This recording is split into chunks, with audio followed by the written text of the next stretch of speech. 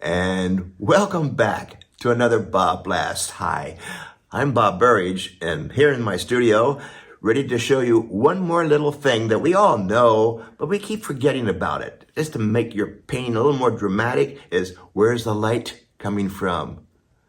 That means it's going to be a light side and a dark side. Duh. So, in other words, if you want your images that you're painting to be three-dimensional, or do you want them to be flat? Three-dimensional, you bring in the light. Let me show you. Here are some black and white early studies of just a simple ball. Do this practice. This is a great way to really get into how to make something three-dimensional. So it's dark against light, dark against light. Oh, you'll be listening to those words forever. How to make it three-dimensional. Now, this is a single little flashlight. Think of a flashlight, a spotlight.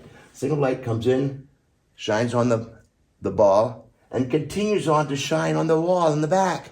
It doesn't stop right here, but light doesn't go around the corner. Think of the moon. Dark, light, the moon. All right? Now this is the other kind of lighting. It's called a broad beam light, where everything's lit this side, right? See how bright it is? And as it goes deeper into the room, it gets darker. It's just another way of showing three-dimensional. This one's being more dramatic. This one's kind of normal, like a Vermeer painting. All the light came from a window. So everything on this side of the painting, of a Vermeer painting, you see everybody by the windows sewing or washing dishes or something like that. And it's really bright. It's very normal. As you went back into the room, deeper into the room, it gets darker. It's just another way of playing with light. Just another way. So practice the black and white ones. And then I love to go into the color. Here's a monochromatic.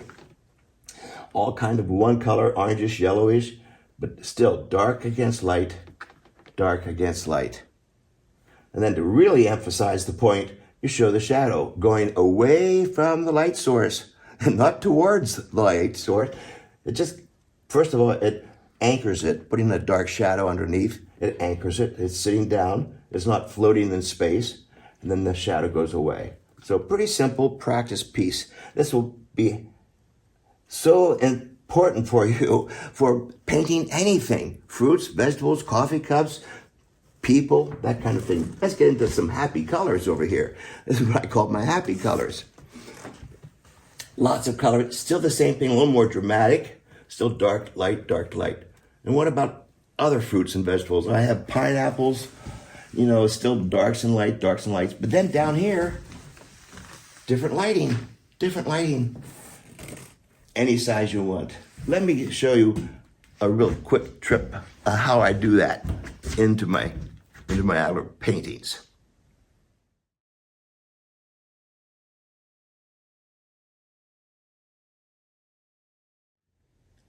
So the first thing I do is put a tone over the entire painting, mid-tone. So let's get started over here on my table.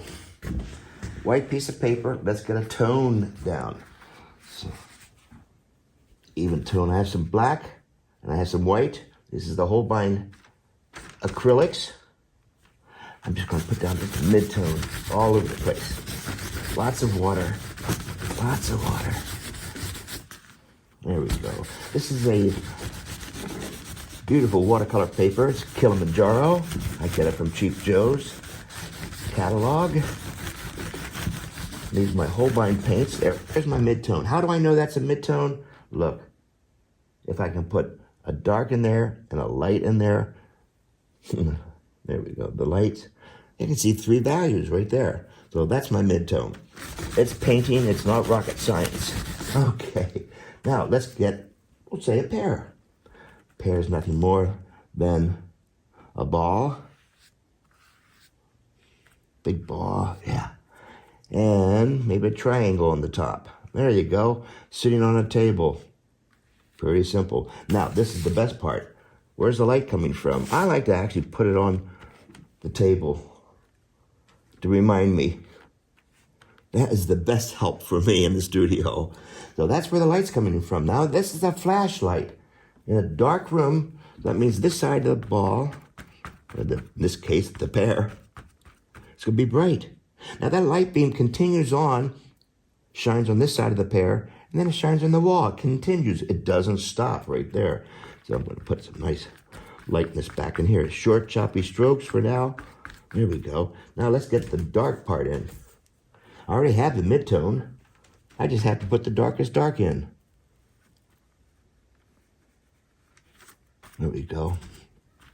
I'm going to do this quickly. Now, what about the back side of the pear? Light doesn't go around the corner. There you go. Short, choppy strokes. Get in, get out. Don't belabor it. There's the dark side. So we have dark against light, dark against light. Great. But now it's floating in the air. What am I going to do? It's floating in the air. You have to anchor it. And it also helps to show the viewer where's the light coming from. Sits on its own shadow. Make sure you sit on its own shadow. Now I'm coming in darker, really making it more dramatic. And that's pretty much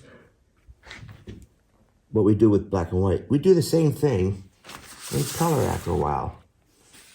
Put yellow over the whole midtone, dark in here, dark over here, and to kick it up a little bit, add some red in here, some other colors. You know, let's make it fun. So that's one way. Let me show you the other lighting.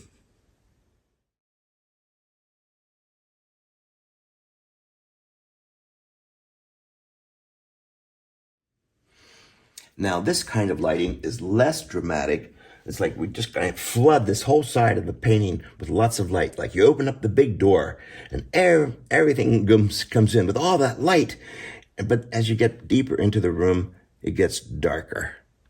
So it's less dramatic. Not as dramatic as the other one, dark light, dark light. This one's all light against light. And then as it gradually gets darker as it gets away from the light source. So let's do that.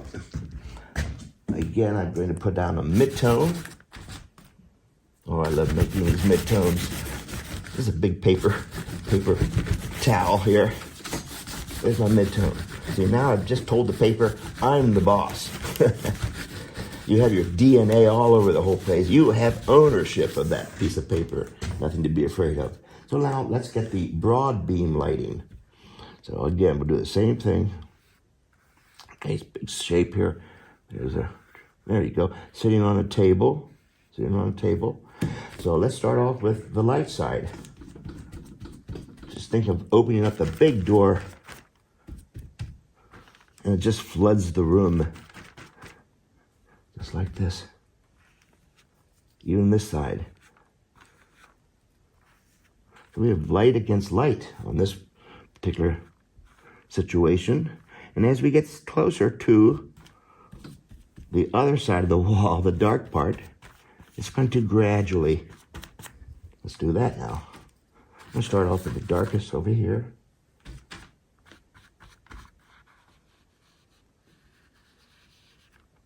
So that's the dark side, but it's also the dark side of the pear. As I said, it's a little less dramatic, but it's just another light source. That's all we're doing here is talking about the light. Where's the light coming from? Have it sitting down on its own shadow, and even, of course, the table is going to be slightly darker as it gets further away from the light source. So there we are.